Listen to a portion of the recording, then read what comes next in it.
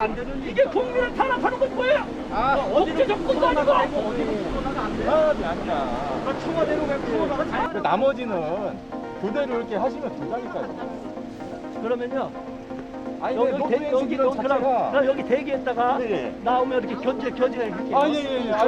이게 저희가 이때가 설명드린 그겁니다. 2,000명 이상이 죽었어요. 국민들 책임이라고. 지금 엄중한 상황이라고요. 아니 잠깐만요. 2,000명 이상이 죽었다고요. 그러면 이 사람은 아니, 누구 피해예요? 누가 변이 그런 얘기 하지 마세요. 그러니까 저희들이 카메라 하나 들어가 있다. 아니 대표 어디에요? 해주시고 관리를 해주시고. 예. 한번 관리. 오케이. 알았어요. 예. 이렇게 세번 들어. 야, 세 분 이제 카메라 이거 들어가시죠. 예. 고맙습니다. 잠깐 여기 대기하세요.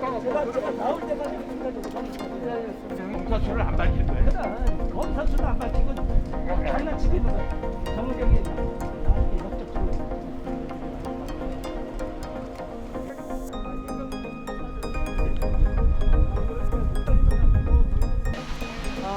우리가 빨리 끝내기 위해서 저는 참 마음이 아픕니다. 제 얼굴에 지금 땀이 비오듯 흐르고 있습니다. 이곳 청와대는 일반 국민들이 접근하기가 굉장히 어렵게 되어 있고요. 모든 시민들이 1인 시위라 하더라도 딱 한 명만 와서 이곳에서 시위를 하고 또 일행이 있다면 저기 또 입구까지 한참 걸어가서 교대를 하고 또 다음 사람이 1인 시위에 동참하는 식으로 오늘 기자회견을 진행하겠습니다. 그런데 이번에 통제를 받는 내용을 보니까 언론 보도를 보니까 너무나 기준이 없어요. 코로나 4단계를 갑자기 3단계를 올린 것도 아니라 갑자기 4단계로 올렸습니다. 또 4단계를 올리면서 교회 전면 예배, 현장 예배를 중단시켰습니다. 그리고 모든 집회를 금지시켰습니다.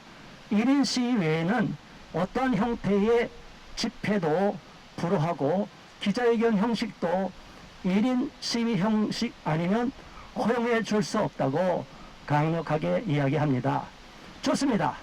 저는 여기에 만약 우리나라가 코로나 팬데믹이고 국민들 생명권을 지키기 위한 거라면 우리는 얼마든지 협조할 의향이 있고 협조해 드려야 됩니다. 그런데 이번 지침에 보니까 너무나 이해가 안 되는 내용이 있습니다.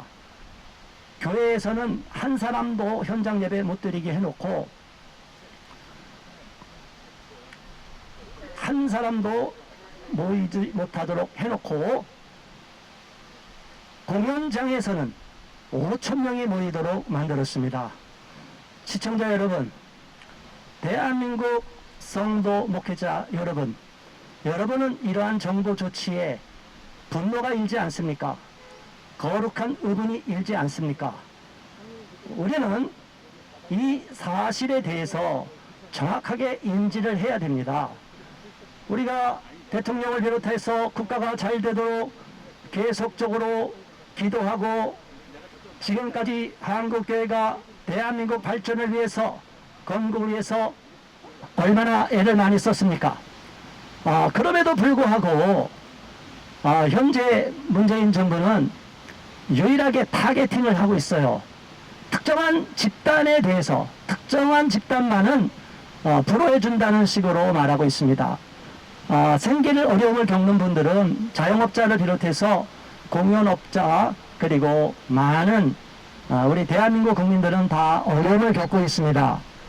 그런데 이런 어려움에도 불구하고 다른 분들 다 4단계가 올라가지 않도록 국민들은 많이 협조를 했습니다. 많은 국민들은 현 정부가 코로나를 이기려고 하는 그 노력을 여전히 지지하고 정부 조치를 기다렸습니다. 그런데 오히려 정부에서는 이러한 내용들을 정확하게 국민들의 지지와 격려와 동참과 많은 국민들이 따라주는 것에 대한 고마운 마음이 없는 것 같아요. 한국교회도 현장 예배에 대해서 예배는 현장 예배 아니면 안 된다 해서 불이익을 감수하고 현장 예배 드리는 많은 목사님들이 있습니다. 그런 교회에 대해서 일방적으로 법적 조치를 취하고 지금 법적 소송에 들어가 있는 그러한 교회 목사님들도 계십니다. 우리는 이러한 사실에 대하여 대단히 안타깝게 여깁니다. 하나님께 예배드리는 것이 범죄 행위가 되는 시대, 이것은 과거의 독재 정권에서나 가능한 일이 아니겠습니까? 우리는 이러한 안타까운 현실에 대해서 국민 여러분 앞에 호소하는 마음으로 이 자리에 왔습니다. 저는 혼자지만 제 뒤에는 하나님이 계시고 우리 대한민국 국민들이 계시고 또 많은 교회 성도들과 목회자들이 계시다고 생각합니다.